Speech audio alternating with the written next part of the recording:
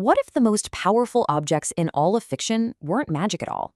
What if they were physics? Today, we're diving into an absolutely wild theoretical physics paper that asks that exact question. So let's just get right to it. What if the Infinity Stones are just incredibly advanced technology that follows the laws of physics? That's the rabbit hole we're going down today. We're going to break down how each and every stone could, at least in theory, actually work. And to do that, we have to start with the very fabric of reality itself. You see, to get a handle on the stones, we first have to understand the stage they play on, the universe. And in physics, that stage has a name, the quantum vacuum. Now, we all think of a vacuum as, well, nothing, right? Just empty space. But in quantum physics, it's pretty much the opposite. You should picture it more like a simmering sea of energy, where little pairs of particles and antiparticles are constantly popping into existence and then vanishing, like bubbles in a pot of boiling water. This isn't emptiness, it's the energetic floor of our entire universe. And here is where our universe gets really weird. A lot of physicists think our vacuum might actually be a false vacuum. The best analogy is to think of a ball resting in a little dip halfway up a big hill. Yeah, it's stable for now, but it's not at the lowest possible energy state. That's way down at the bottom.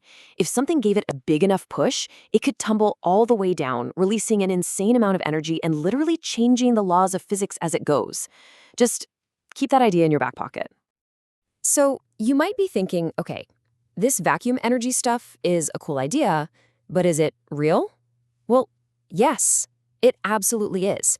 And the proof is something called the Casimir effect. Get this.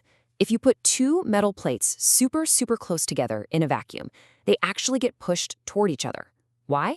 Because more of those virtual energy waves can exist outside the plates than can squeeze in between them.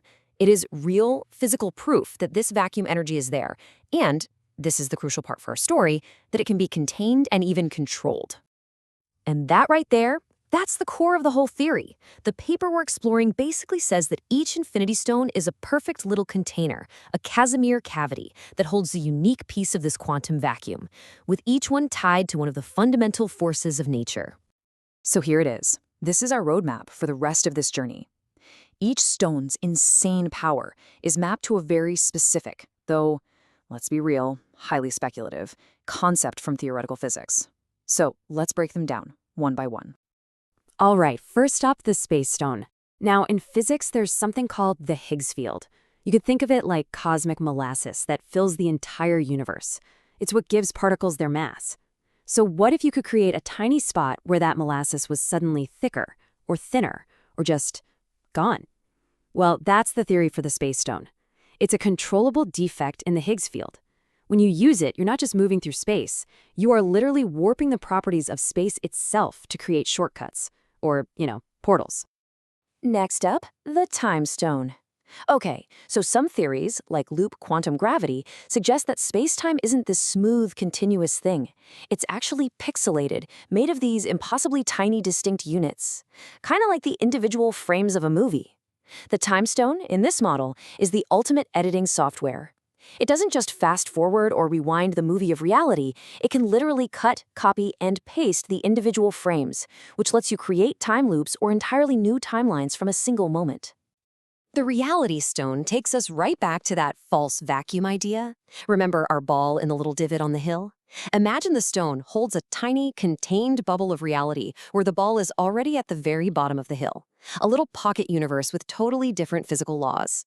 When you use the stone, you're basically painting our world with that bubble's rules, just for a moment. Suddenly, gravity could work backwards, the speed of light could change, the impossible becomes possible. And what about pure, raw power? For the Power Stone, we have to go way back, like to the first microsecond after the Big Bang. Back then, the universe was this super hot soup of free-floating quarks and gluons, the basic building blocks of everything. This theory proposes that the Power Stone is a perfectly preserved, stable bubble of that primordial state. It's a little piece of the Big Bang, a container holding the raw, untamed energy of creation itself. Okay, the Mind Stone theory is wild, so stick with me. It all comes down to linking two types of quantum particles, photons, which are particles of light, and phonons, which are units of vibration or sound. Think of it like this. Photons are all about information, what you see. Phonons are about action, making something vibrate or move. By quantumly entangling them, you create an instantaneous link between the two. The very act of observing something could let you physically manipulate it. It becomes what the paper calls a cognitive actuator, a literal bridge from thought to reality. And finally, the big mystery, the soul stone. This theory connects it to the baseline energy of the universe, the zero-point field. It suggests the stone works with the weak nuclear force. That's the fundamental force responsible for stuff like radioactive decay. Now, here's the cool part. Any change to a particle's identity involves the weak force. So a device that could track every single one of those interactions across the universe would basically be the ultimate ledger, a universal hard drive recording the state and history of every single thing that has ever existed. So we have these 6 incredibly powerful, distinct physical objects. But how could they possibly work together to pull off something as reality-shattering as the snap? Well, the paper doesn't just say magic, it proposes a fascinating, step-by-step physical process. See, it's not a wish, it's a controlled cascade failure. First, the gauntlet acts like a tuning fork, getting all 6 energy fields vibrating in perfect sync. Second, all their internal energy bubbles collapse at the exact same time, releasing a burst of energy that's just unimaginable. And third, this is the key. That blast shakes the quantum vacuum so violently that its potential energy crystallizes into real particles. You're literally pulling matter and energy out of thin air. This phenomenon actually has a name, the dynamic Casimir effect. And that quote from the paper describes it perfectly. If you can change the boundaries of a system fast enough, and I think we can agree a synchronized collapse of 6 fundamental forces would qualify, you can literally turn the potential energy of the vacuum into real stuff. But wait a minute. Wouldn't that just vaporize the person wearing the gauntlet? The theory has a pretty slick answer for that, too. It suggests the gauntlet creates a protective bubble of normal, unwarped spacetime right around the user. It's a lot like the concept for a warp drive, which bends space around a ship. The user isn't caught in the storm. They're safe in the eye of the hurricane they just created. And what's maybe the craziest part is that the outcome could literally depend on the user's intent. A negative intent might trigger universal decoherence, basically turning off the forces that hold atoms together and watching everything dissolved into a cloud of random particles.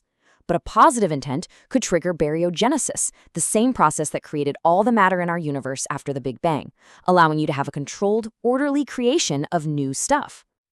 Okay, wow, that was a deep dive into some truly mind-bending physics. But this whole thing isn't just a fun exercise for nerds. It actually builds to a much bigger idea about the power of science itself. So why even do this? Because thought experiments like this are so much more than fan theories. They show us that the fundamental forces of our own universe, electromagnetism, gravity, the nuclear forces, are already like superpowers. When you ground these incredible fictional ideas in reality, you get this whole new appreciation for the elegant, bizarre, and unbelievably powerful laws that govern everything around us. It makes you look at the world and just wonder. And that really just leaves us with one final thought. The whole idea we've talked about is, of course, completely speculative, but it's built on a foundation of real physics, and it pushes us to ask a really profound question. What other things out there that we call magic today are just science that we don't happen to understand yet? Thanks for listening.